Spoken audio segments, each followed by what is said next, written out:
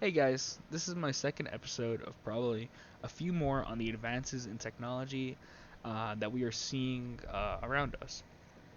In this episode, I was thinking about talking about genetics technology and AI advancements. If you guys have any suggestions for the next episodes, please leave them down below because otherwise, I think I'm gonna get into some gaming content um, to diversify the channel a little bit. I will still do some science videos here and there, but it's probably gonna become a more gaming focused channel. That's all I wanted to share though. So first, I think I want to talk about genetics technology because we have seen some very big progress in that recently. Uh, dire wolves, namely, have been brought back. Um, I'll put up a picture of those. And woolly mice have also been brought back as well, while scientists still try to bring back woolly mammoths. Animal cloning, however, the process used to resurrect these creatures, has been a practice since before the turn of the century, with the first mammal being cloned being Dolly the sheep. Dolly was cloned from a cell taken from the mammary gland of another adult sheep. This process actually used nuclear transfer, which refers to the nuclei of a cell in this case. Um, Basically, it involves taking the DNA from the oocyte, which is an unfertilized egg, and injecting the nucleus, which contains the DNA to be cloned. If successful, the cell will begin to replicate while remaining in a pluripotent state.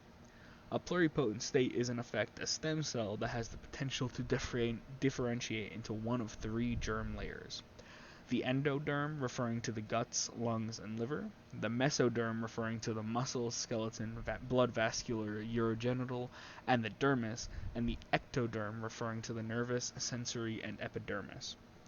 However, it will not become extra embryonic tissue such as the placenta or yolk. Once the process of nuclear transfer is successful and the cell starts to replicate, it is then placed in the uterus of a female mammal, and in rare instances it will develop to term. The low efficiency of this process has caused many to abandon it, but it is still used today. Cloning isn't the only thing that genetic technology can do, however. We've made new types of all sorts of animals. One example that might be less well known is dubbed the EnviroPig, which is basically a pig spliced with some DNA from mice and E. coli, surprisingly. Basically, the pig is better at digesting food, so it produces less phosphorus. The fertilizer produced from the pig's manure. Phosphorus, when it gets into water, can cause algae blooms, which will lead to the eventual deoxygenation of the water, which will directly lead to the death of marine life and can also lead to the formation of bacterial colonies which can harm people and animals. Zhang et al. Have also created transgenic pigs that produce enzymes in their salivary glands that allow them to break down parts of their diet that they couldn't previously, which has drastically reduced the amount of nitrogen and phosphorus that the transgenic pigs produce. As a result of the higher efficiency of the metabolization of their feed, the transgenic pigs also grew faster and fattened better, which allowed them to be slaughtered a month earlier than the EnviroPig previously. The transgenic pigs retain the advantages of the EnviroPig, albeit to a slightly lesser degree, while also producing meat faster, which incentivizes farmers to make use of them. Aqua Bounty technology also genetically modified salmon, which are taking an Atlantic salmon and adding the growth hormone of the Chinook salmon so that a new fish could produce growth hormone throughout the year. The gene from the Chinook salmon remains active because of the ocean pout, an eel-like fish. The Aqua Advantage salmon received FDA approval a decade ago because it was found to not be materially different from any other Atlantic salmon, which makes a lot of sense. A more well-known case, I think, is all the mosquito modification that has happened over the last decade. The goal of genetically modifying mosquitoes is to make them immune to disease, specifically malaria, which is caused by the Plasmodium parasite. Typically, mosquitoes would come into contact with it and pass it on to humans, causing malaria. So if mosquitoes were modified to be highly resistant to the Plasmodium parasite, it would be almost impossible for them to contract it and subsequently pass it on. Some people, however, were worried that the Plasmodium parasite would evolve quickly enough to negate this modification, which led to the, I think, dangerous idea of killing off all mosquitoes, which I think leads us into an ethical dilemma, and that is, if an animal can cause significant enough harm to humans, is it within our rights to, cause the extinction of that species? I mean, we've driven the dodo birds to extinction, and I'm sure hunting and environment stuff has led to other species going extinct as well. But like a purposeful, extinction effort, I think um, could have a serious impact, especially with such a common bug, because bugs are a majority of the biomass on the planet, I believe. But anyways, the thought process of this kind of led to the modification of mosquitoes so that their offspring would die before reaching sexual maturity, which would obviously kill off all mosquitoes. I personally think um, that while it might be useful, because I think we all can agree that we hate mosquitoes. Um, I'm glad that it did kind of get shut off pretty quickly, and they weren't put into enough production and released into the wild to spread this gene off.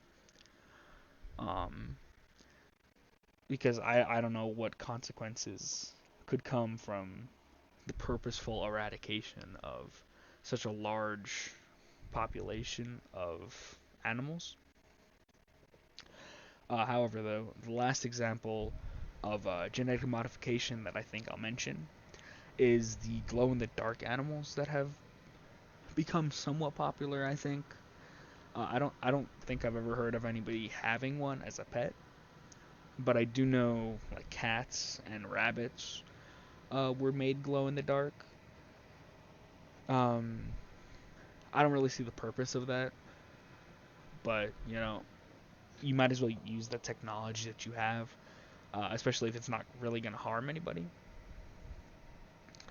Um, but yeah, genetic modification is super interesting, and I mean, with the resurrection of species coming up, as long as we don't like resurrect a Tyrannosaurus Rex or something, um, I think it's really cool to see what we are able to do, especially the cloning part.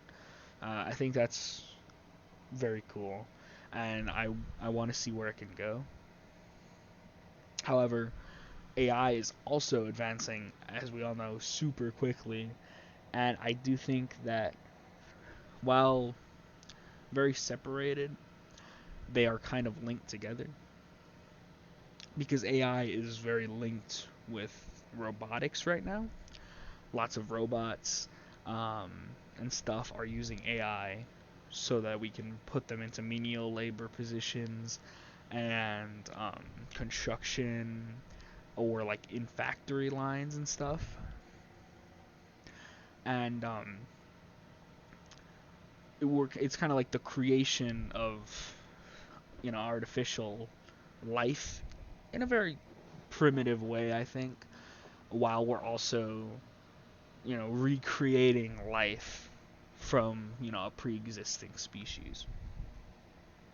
But the history of AI and machine intelligence is very long and goes back, I think, a lot farther than many people would realize.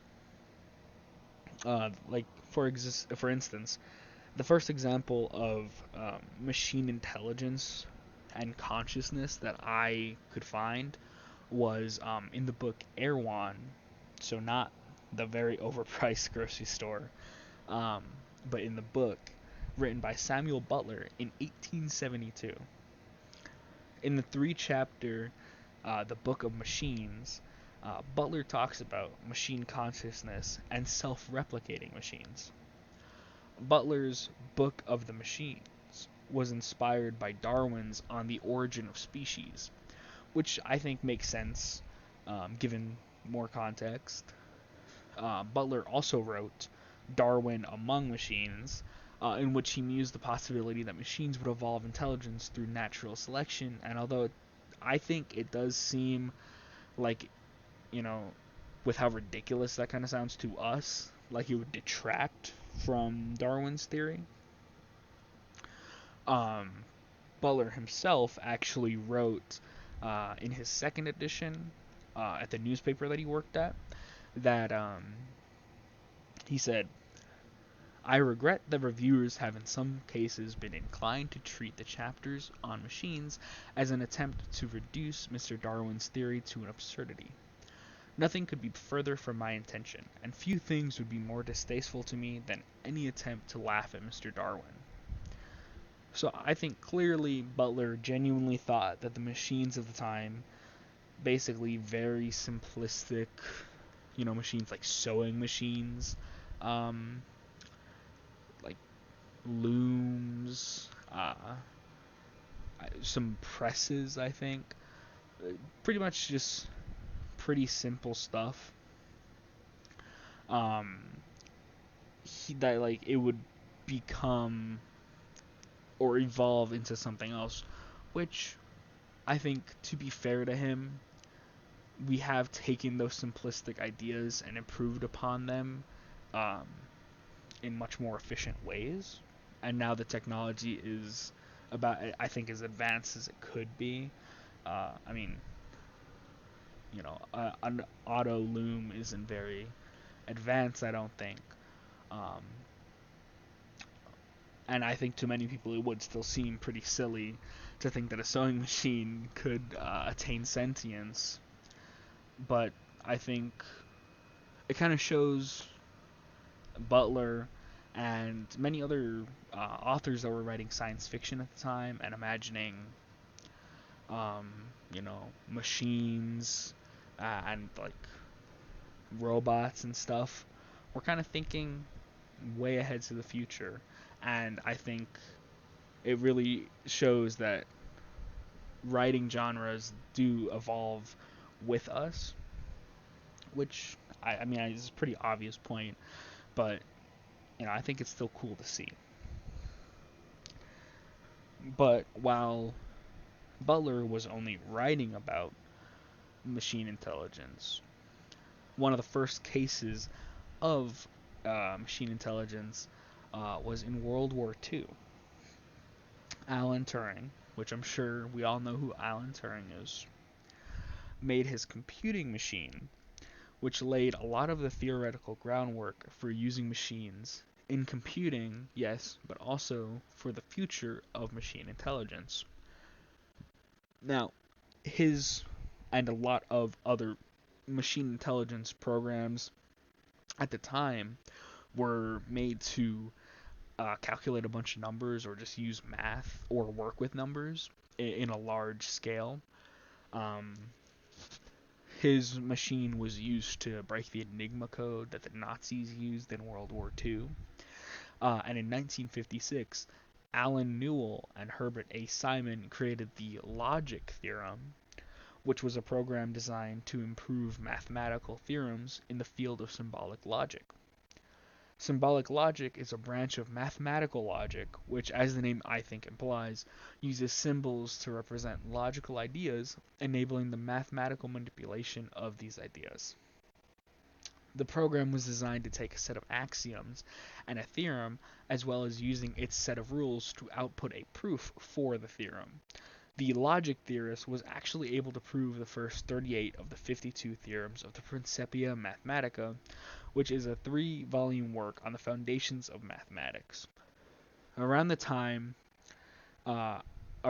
time, in the 1960s, Joseph Weizenbaum developed ELIZA, which is a computer program that was designed to simulate a conversation and appear like it was actually a person. ELIZA was also one of the first programs to make use of NLP, or natural language conversation. ELIZA was based around pattern matching, which is just matching an input to a predefined set of patterns.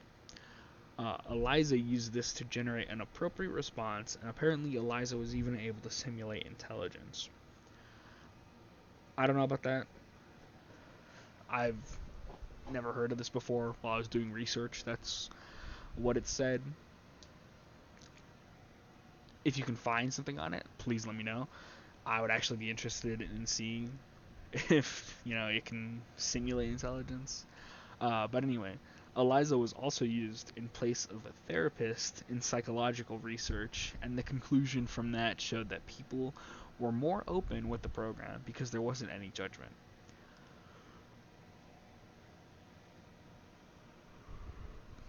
More modern examples include self-driving cars, such as those new, such as like Teslas and stuff. I think a couple other car companies are also making self-driving cars using similar technology. And then there's some Tesla robots. I believe they're called the Optimus bots. As well as a couple other companies are making robots, and of course those waiter robots that you see in some restaurants. I personally haven't seen one, but I've seen videos and stuff. And then like ChatGPT and other like AI chatting stuff. Um, and it does seem kind of simplistic in some parts, such as the Japanese security company Secom. They made a pretty simple AI security robot for Narita Airport back in 2022. The robot basically just takes photos when something is wrong and sends them to the disaster prevention hotline and works with on-site security. I believe it also can fish things out of like the trash because it has an arm. Um,